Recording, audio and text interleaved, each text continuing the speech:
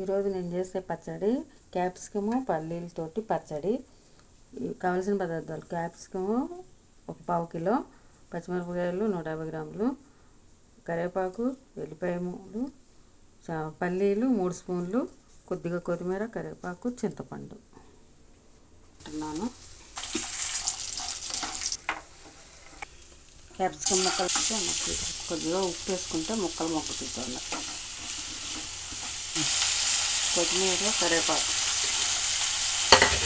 పండు సరిపోడా బాగుంటుంది పచ్చడి.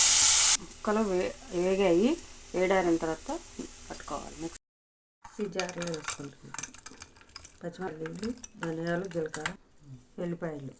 ఇప్పుడు ముక్కలు వేసుకుంటున్నాను. క్యాప్సికమ్ ముక్కలు, కొత్తిమీర, క్యాప్సికమ్, కరివేపాకు 3 వేసి వేయించాను. నూనె తాలింపు వేసుకుంటున్నాను. క్యాప్సికము పల్లీలతోటి పచ్చడి చేశాను. మీరు కూడా చేసుకొని చూసి ఎలా ఉందో మాకు కామెంట్ ద్వారా తెలియండి. లైక్ చేయండి, షేర్ చేయండి, సబ్స్క్రైబ్